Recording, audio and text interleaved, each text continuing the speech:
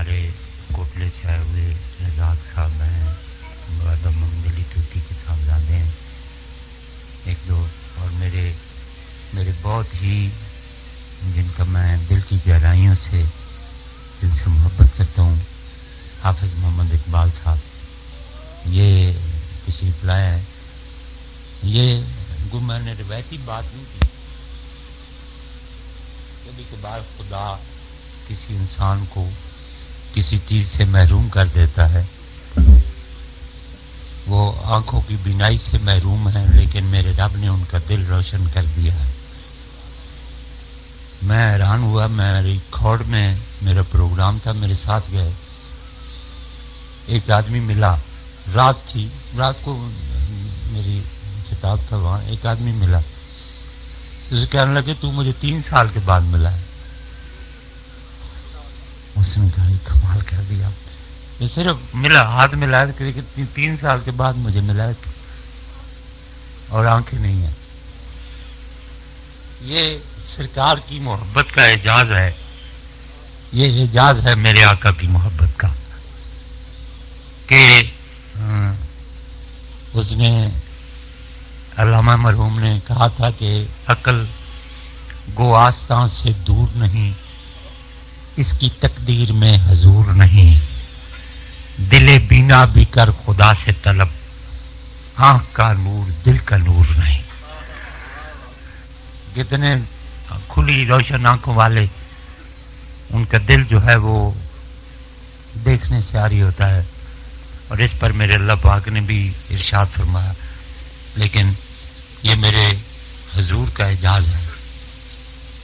अगर उस दरवाजे से दूर हो तो फिर क्या होता है? लहुम कुलूबुल ला यफ़क़हून बिहा व लहुम आज़ानुन ला यस्मऊन बिहा व लहुम आयुनुन ला युबसिरून बिहा उलाइका कलनाम बल हुम वदल उलाइका हुमुल गाफिलून।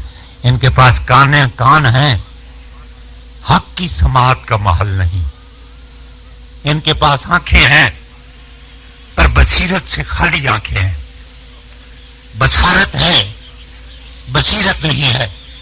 और इनके पास धड़कता दिल है पर एहसास से खाली। लोग दिल कहते हैं जिसको, वो धड़कता दिल नहीं। लोग दिल कहते हैं जिसको, वो धड़कता दिल नहीं। पहलू इंसान में एक हंगामा है, खामोश है।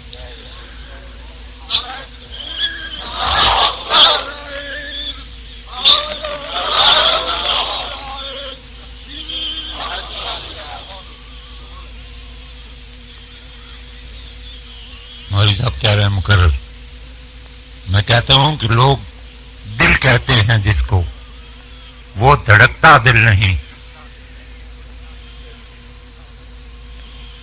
पहलू इंसान में एक हंगामा है, खामोश है।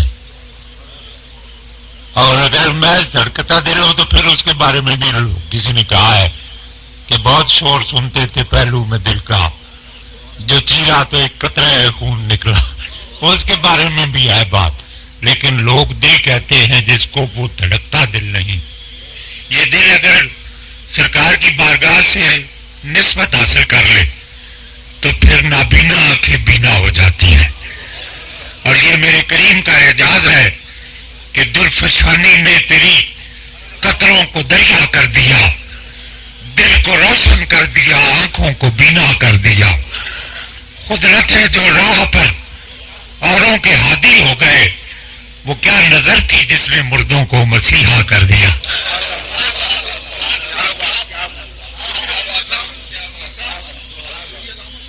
नहीं, ये हो रहे, वो क्या नजर थी जिसने मुर्दों को मसीहा कर। हजरत मूसा अलैहिस्सलाम ने बड़ा कमाल किया। मुर्दे को हाथ लगाया तो जिंदा हो गया, मैयत को हाथ लगाया तो जिंदगी मिल गई। मेरे सरकार ने मुर्दे को हाथ लगाया तो मसीहाई मिल गई। आज रियाज शाहिद साहब बैठे हैं, इनका मैंने मैसेज जो है ना वो रखा हुआ है। एक बार उन्होंने मुझे मैसेज भेजा कुरान के बारे में। फारूकाबाद में हजारों की तादाद में इनके महफिल में लोग होते हैं। बड़े मुतासिर हुआ मैं। हाजी आबिद साहब مجھے راہ لے گیا. بڑی خوبصورت محفل انہوں نے مجھے کہا تو میں نے حاضری دی. یہ میرے بہت پیار والے ہیں. یہ میرے پیار والے اس لیے کہ یہ میرے حضور کے پیار والے. اور اس حوالے سے میں ایک ہوئی ہے لالی مرحوم ایک لالی ہوئی ہے وہ موجود تھے. دو ہوئے ہیں, ایک جلالی ہیں اور ایک علالی, دونوں موجود تھے. جلالی کا واقعہ دن کو میں نے سنایا, شاید کچھ لوگ نہ تھے, ان کے لیے دوبارہ اس کو ریپیٹ کر دیتا ہوں. جلالی بھی اپنا بڑا مقام رکھتا تھا, مجذوب تھا. مجذوب آپ کو پتہ ہے نا کہ بہت زیادہ ان کے دامن میں کوئی نفل نماز روزے یہ زیادہ نہیں ہوتے. مجذوب جو ہے, مجذوب ہوتا ہی وہ ہے, مجذوب کہتے ہی اس کو ہے جو سرکار کریم کی محبت میں حد ادراک سے آگے گزر جائے. حد شریعت ادراک پر لاگو ہوتی ہے. جب عقل مدرکہ کام کر رہی ہو پھر حد شریعت لاگو ہوتی ہے, اور اگر ادراک سے آگے بڑھ جائے تو پھر شریعت کی حدود ختم ہو جاتی ہیں. اور حضرت شاہ ولی اللہ محدث دہلوی رحمۃ اللہ علیہ فرماتے ہیں کہ ایک اور کیفیت بھی ہے. کہ میرے والد صاحب نے مجھے ایک دفعہ فرمایا, شاہ عبد الرحیم محدث دہلوی نے مجھے کہا کہ فقیر پر ایک ایسا وقت آتا ہے جب اس سے حد شریعت اٹھا دی جاتی ہے. اب جب میرے والد نے مجھے کہا, میرے نسبت بھی ان کے ساتھ تھی, میں مخمصے میں پڑ گیا کہ یہ شاید ان کی کوئی صوفیانہ تعلیم ہے جو انہوں نے بات کی ہے. کوئی ایسا وقت بھی کسی انسان پر ہے جس جب حد شریعت اٹھ جائے آدمی سے اور آدمی ہوش میں بھی ہو. تو وہ فرماتے ہیں کہ پھر مجھ پر وقت آیا اور مجھے الہام ہوا کہ تجھ سے حد شریعت اٹھا لی گئی, لیکن وہ وقت تھا جب شریعت میری عادت میں داخل ہو چکی تھی. میں سوچ ہی نہیں سکتا تھا کہ اس کے بغیر بھی کوئی انسان کا ایٹیچیوڈ ہو سکتا ہے, کوئی زندگی گزارنے کا اسلوب ہو سکتا ہے. میری عادت بن چکی تھی شریعت. تو صوفی کا مقام یہ ہے کہ آپ کے دین کو عبادت میں تبدیل کر لو اور عبادت کو عادت میں تبدیل کر دینا. یہ ہے صوفی کا کام کہ بے تکلف کر دیں آپ کو معمولات میں, دین میں آپ کو بے تکلف. ایک کام بد آدمی کرتا ہے نا, بگاڑ سمجھ کے کرتا ہے, اشتیاق صاحب آدمی کرتا ہے تکلف کرتا ہے, آدمی بوجھ سمجھ کے کرتا ہے, بوجھل پن ہوتا ہے. ایک کرتا ہے محبت کے ساتھ کرتا ہے. دو آدمی کھڑے ہیں نماز میں, ایک نماز پڑھ رہا ہے, کبھی ادھر کچھ بھی کرتا ہے, کبھی ٹانگ ادھر اٹھاتا ہے, دوسرا ہزاروں قطار رو رہا ہے. اس میں فرق یہ ہے کہ ایک پر کسی شیخ کی نظر پڑ گئی تھی, دوسری پر نظر نہیں پڑی. ایک کسی کا قرب حاصل کر گیا, دوسرا قرب سے محروم رہا. دونوں میں اتنا, یعنی آپ جب صوفیاء کے پاس جاتے ہیں تو اس کا یہ مطلب نہیں ہوتا کہ گوگل نے تعویذ لکھوانا, جس طرح ہماری آپ عادت بن گئی ہے کہ کوئی تعویذ لکھوانا, یہ کرنا وہ کرنا, جی ہمارا سر درد ہے, یہ ہے وہ ہے. یہ نہیں. صوفی کے پاس, فقیر کے پاس جانے کا, اور میں کہا کرتا ہوں کہ تعریف کر کیا کرتا ہوں, یہ میری ایک جملہ خاص ہے. میں نے کہا کہ صوفی ہوتا ہی وہ ہے جو خالق اور مخلوق کے کشیدہ تعلقات کو بحال کر دے.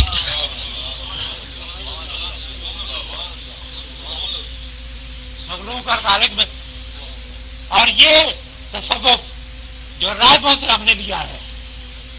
اسی لیے اقبال نے کہا تھا نا کہ اٹھو میری دنیا کے غریبوں کو جگا دو, کاخے عمرا کے در و دیوار ہلا دو, کیوں خالق و مخلوق میں حائل رہے پردے, پیرانے کلیسا کو کلیسا سے اٹھا دو.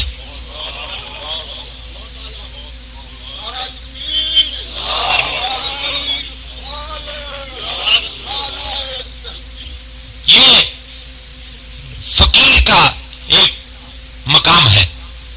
اور ایک اور بات آپ کو کہتا ہوں, جب کیونکہ یہ فقیروں کی بارگاہ ہے, قبلہ حضرت دادا جی صاحب رحمۃ اللہ علیہ، پیر مستوار رحمۃ اللہ علیہ نے فقر کو تقسیم کیا، درویشی کو، اور قبلہ حضرت صاحب رحمۃ اللہ علیہ نے وقت کی نزاکتوں کو بھی ملحوظ خاطر رکھا، لیکن بیسیکلی وہ فقیر تھے۔ کبھی ان کے دل میں وہ چیز میں نے نہیں دیکھی، ان کے روز شب میں نہیں دیکھی، جو عمل خلوت میں ہے وہی جلوت میں ہے، جو گفتگو میرے ساتھ ہے وہی سب کے ساتھ ہے، اور جو لباس زیب تن گھر کرنا ہے وہی باہر کرنا ہے، کوئی فرق نہیں، کوئی ریاکاری نہیں۔ اور دادا صاحب حضور رحمۃ اللہ علیہ ریاکاری کی بھی تشریح فرماتے ہیں۔ آپ نے فرماتے ہیں کہ ایک ریا یہ ہے کہ تم کسی کے سامنے کوئی عمل کر رہے ہو اور پیش نظر یہ ہے کہ لوگ مجھے دیکھیں اور کہیں کہ بڑا نیک آدمی ہے، بڑے اچھے کام کرتا ہے، نمازی ہے، حاجی ہے، بڑا اچھے کام کر رہا ہے بڑا، تو آپ کے نفس میں یہ بات اگر داخل ہو گئی نا تو سمجھے کہ آپ نے شرک کی خفیف کیفیت کے ساتھ اپنا رشتہ قائم کر لیا۔ انسان بہت بڑی چیز ہے، لیکن انسان خدا نہیں ہو سکتا، خدا خدا ہی ہے، بندہ بندہ ہی ہے۔ آپ نے بندے کے لیے کام کیا، کام خدا والا تھا، نماز پڑھی، روزہ رکھا، حج کیا، زکات کی، نفل پڑھے، کام خدا والے تھے، یہ انسان کے لیے، اس کو ریا کہتے ہیں۔ اور حضور داتا صاحب رحمۃ اللہ علیہ فرماتے ہیں کہ ایک وقت تم نے انسان سے چھپ کے کوئی کام کیا، آپ فرماتے ہیں ریا کی یہ بھی ایک خفیف صورت ہے کہ بندوں سے چھپ کے کام کیا۔ آپ فرماتے ہیں دونوں صورتوں میں تمہارے پیش نظر انسان تھے، انسانوں کا بنانے والا نہیں تھا۔ نعرہ تکبیر، نعرہ رسالت۔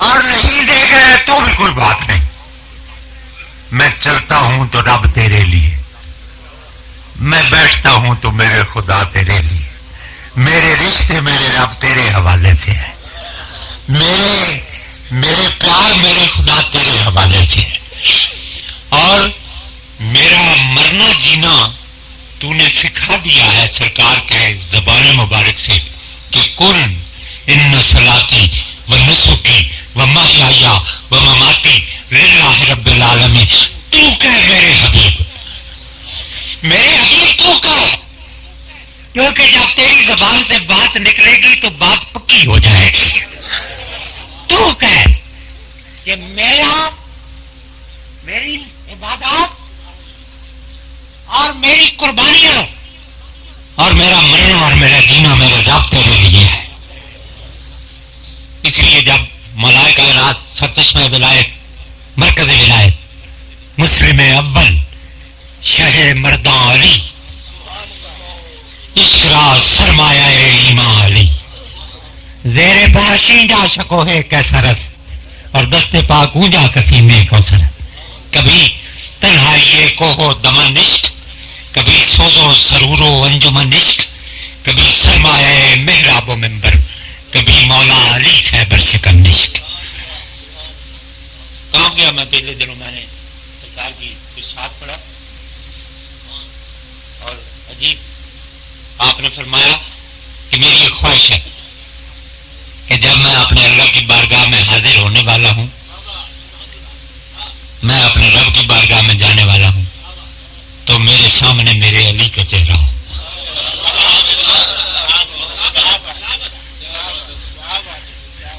اور فرمایا جس طرح میرا مقام میرے خدا کی بارگاہ میں ہے، اسی طرح علی کا مقام میرے سامنے ہے۔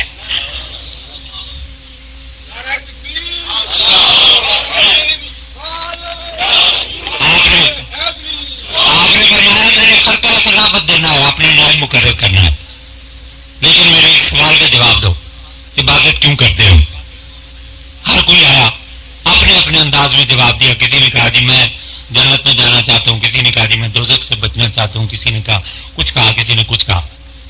آپ نے فرمایا کوئی نہیں مجھے مطمئن نہیں کر سکے.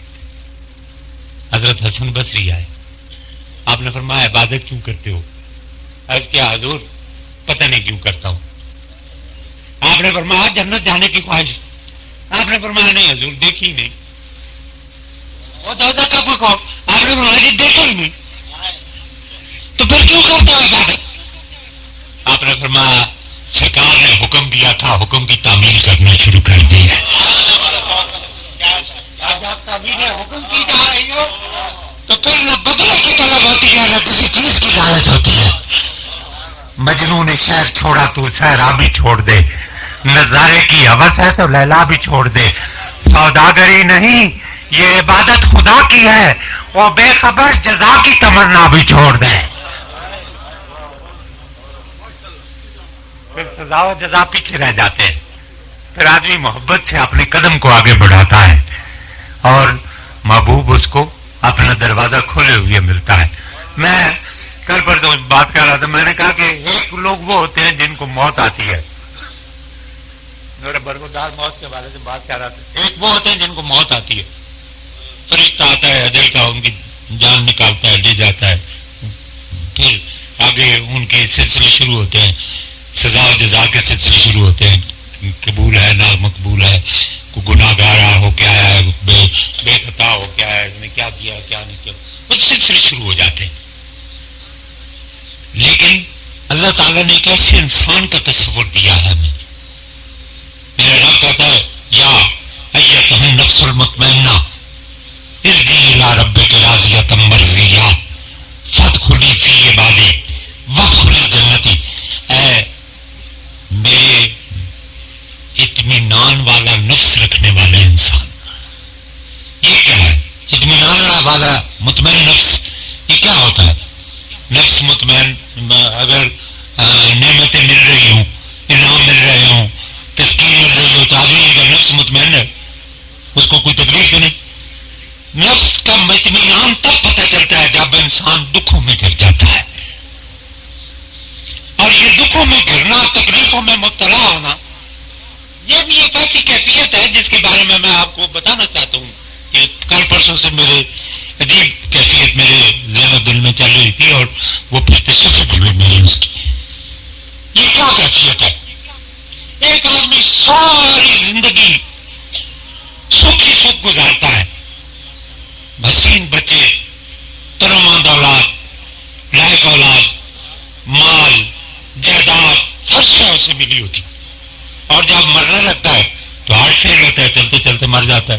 ہم لوگ کہتے ہیں جی کیسا خوش بخت انسان تھا, کتنا خوش نصیب آدمی تھا کہ ساری زندگی آرام سکھ آسائش میں گزاری اور موت بھی تکلیف میں نہیں آئی, چلتے چلتے دنیا سے گزر گیا. کیا ہمارے درمیان یہ چیز جو ہے نا, یہ بحث ہوتی ہے, یہ بہت خوش نصیب انسان ہے. آپ اصل کیا ہے کہ اس آدمی نے کوئی نیکی کی, اللہ تعالیٰ نے اس نیکی کا بدلہ دینا شروع کر دیا دنیا میں. لیکن قرآن ایسا معتبر تھا کہ اللہ تعالیٰ اس کی بخشش نہیں فرمانا چاہتے تھے, اس لیے پوری زندگی تکلیف نہیں پہنچی, کوئی سزا نہیں ملی, کوئی اسے پریشانی نہیں ہوئی, اس لیے کہ اللہ تعالیٰ نے اس کے لیے بخشش کے دروازے بند کر دیے تھے. اسی طرح اس کو لے جانا چاہتے تھے کہ ہنستے کھیلتے چلا جا, اب اس کے بعد جب میری بارگاہ میں آئے گا تو پھر تیرا حساب ہو جائے گا. اب ایک آدمی وہ ہے جو مصیبتوں پہ مصیبتیں گزار رہا ہے, رنج پہ رنج گزار رہا ہے, تکلیف پہ تکلیف گزار رہا ہے, پریشانیاں ہی پریشانیاں ہیں, حالات کا مسائل ہیں, ناسازگار ہیں, کوئی پتہ نہیں چلتا کروں کیا, بچے بیمار, گھر خراب, اللہ تعالیٰ نے اولاد نگینے ہی نہیں دی, کچھ نہیں کیا, بیماریاں ہی بیماریاں. تو صوفی کہتے ہیں کہ اس آدمی نے ایسی نیکی کر لی تھی کہ جو اس سے خطائیں ہوئی اس کی سزا دنیا میں مل گئی, اور جانے کے بعد اللہ تعالیٰ کی بارگاہ میں مقبول و منظور ہو.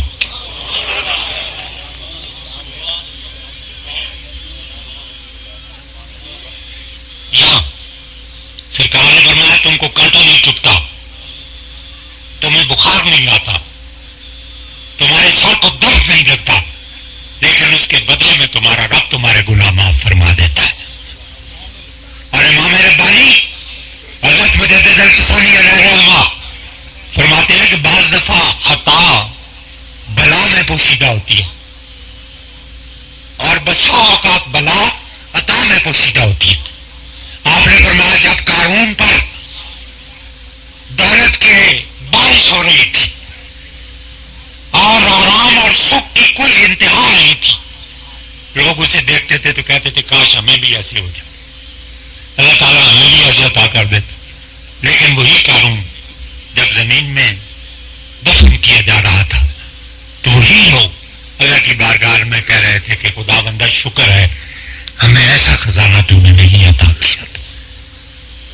لیکن وادی کرب و بلا میں اپنا سب کچھ لٹوانے والا، اپنا سب کچھ کٹوانے والا، اپنا ہر کچھ زندگی کی ہر محبت سے دستبردار ہونے والا اور اپنے بچوں کو خاک و خون میں ورتیتا دیکھنے والا، بڑا اقبال جامی صاحب اقبال کی بات کر رہے تھے، انہوں نے کہا در زمین کربلا بارید و رفت آیا ہے، در زمین کربلا بارید و رفت، اور لالا در ویرانہ خاک آرید و رفت، وہ کربلا کی زمین پر آیا، بارش کی طرح برسا اور چلا گیا، اور اس نے ویرانے میں گلاب کے پھول اگائے اور چلا گیا۔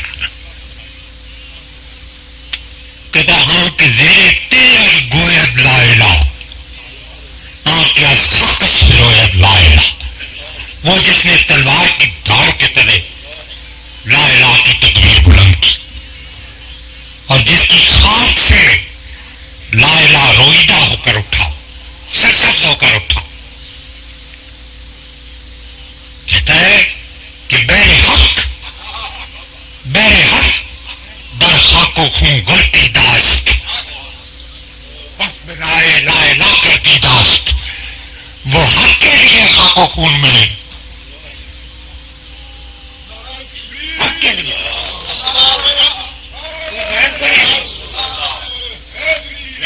کمپرومائز نہیں ہو سکتا تھا، حالات کے ساتھ سمجھوتا ہو سکتا تھا اور کوئی شریک قید بھی نہیں تھی، بالکل امام پر کوئی قید نہیں تھی، وہ گنہگار نہ ہوتے۔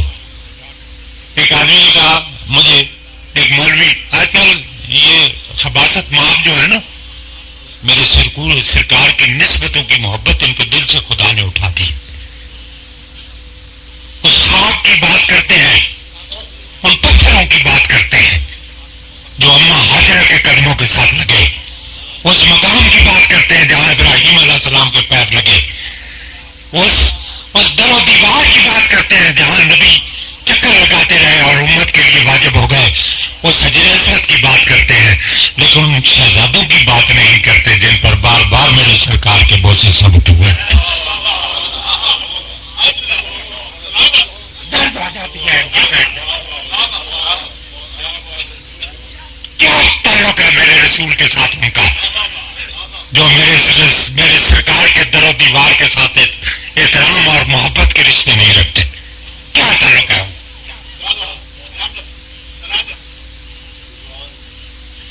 صرف 10 بار میرے حضور نے بوسہ دیا حجر اسود کو، اور سرکار سیدنا عمر رضی اللہ تعالیٰ عنہ سامنے کھڑے ہو گئے اور فرمایا حجر اسود تجھے پتھر سے زیادہ کچھ نہیں سمجھتا، نہ تو مجھے نفع دیتا ہے نہ نقصان دیتا ہے، میں بوسے اس لیے دیتا ہوں کہ میرے کریم آقا نے تجھے بوسے دیا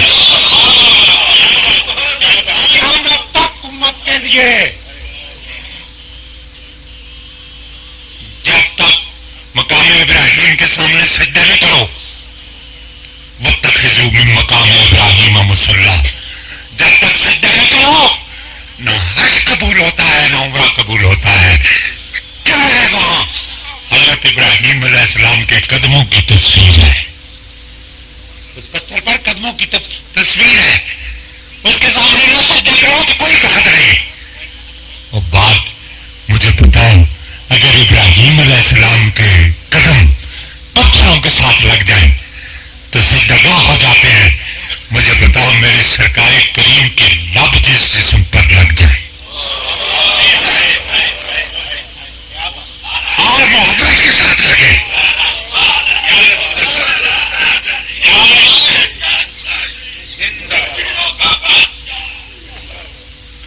اور پیار کے ساتھ لگے،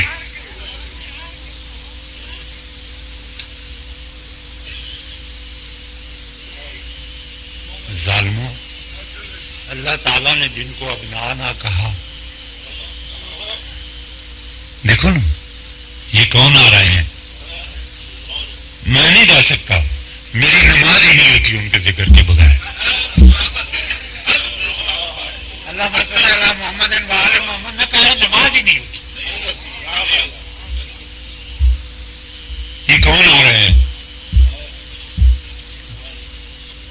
اللہ تعالیٰ کے وجود پر دلیل، اللہ تعالیٰ نے قرآن کی آیت دی کہ یہ کہتے ہیں کہ عیسیٰ علیہ السلام جو ہے وہ بغیر باپ کے کس طرح ہو سکتے ہیں، بغیر باپ کے بیٹا کس طرح ہو سکتا ہے، اور میرے حبیب یہ جو کہتے ہیں کہ باپ کے بغیر بیٹا نہیں ہو سکتا، ان سے تو فرما کہ میں وہ خدا ہوں جو ماں کے بغیر بھی پیدا کر دیتا ہوں۔ عیسیٰ علیہ السلام کی مثال کمثل آدم علیہ السلام دے دیا، آدم علیہ السلام ماں کے بغیر بھی آئے، میں تمہارا وہ رب ہوں جو پیدا کرنا چاہوں تو ماں کے بغیر بھی پیدا کر دیتا ہوں۔ اور فرمایا میرے حبیب جب دلیل آ گئی، جب حجت تمام ہو گئی تو اب ان کو فرما اگر میری اس آیت کے بعد بھی یہ نہیں مانے، اس قرآن کی آیت کے بعد بھی نہیں مانے، تو اس کے بعد آخری دلیل کیا ہے؟ یہ نقطہ بات ہے جس کو ہر فرمائے یہاں قرآن کی دلیل آیت پاک جو ہے وہ مسترد ہو جائے، اس سے آگے کیا ہوتا ہے؟ کہاں قرآن کی دلیل مسترد ہو گئی، اب میرے حبیب ان کو کہے فَقُلْ تَعَالَوْا نَدْعُوا أَبْنَاءَنَا وَأَبْنَاءَكُمْ وَنِسَاءَنَا وَنِسَاءَكُمْ وَأَنفُسَنَا وَأَنفُسَكُمْ ثُمَّ نَبْتَهِلْ فَنَجْعَلْ لَعْنَةَ اللَّهِ عَلَى الْكَاذِبِينَ۔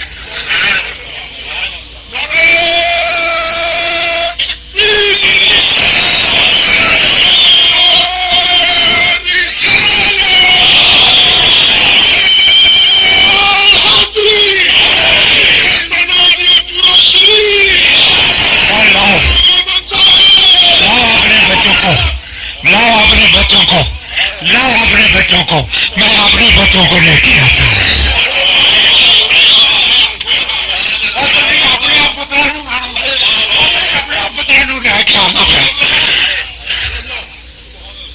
جب میرے حضور کی زبان سے رب یہ کہلوا اس کے بعد انسانوں کے بارے میں کیا کہتے ہو؟ لاؤ اپنے بچوں کو، میں اپنے بچوں کو لاتا ہوں، تم اپنی بیبیوں کو لاؤ، میں اپنی بیبیوں کو لے کے آتا ہوں۔ اور بیوی کیا ہوتی؟ مریم یک نسبت عیسیٰ عزیز، آسر نسبت حضرت زہرا عزیز، نور جسم رحمت للعالمین، امام اولین و آخرین، بانوے تاجدار حلت قربان جاؤں، اقبال تیری قبر پر خدا ہزاروں رحمتیں نازل کر، بانوے تاجدار حلت مرتضی مشکل کشا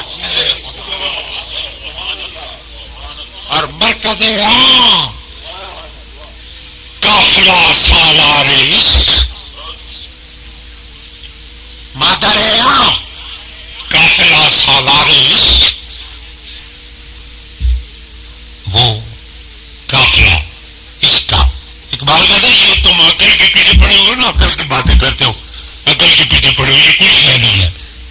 وہ کہتے ہیں عقل چوب بادست ازاں در جہاں، عشق کمیاب و بہائے رو گرا۔ عقل ہوا کی مانند ہے، سستی مل جاتی ہے دنیا میں، لیکن عشق تھوڑا ہے، قیمت بہت ادا کرنی پڑتی ہے، اور قیمت حسین نے ادا کی، اس کی قیمت حسین نے دی۔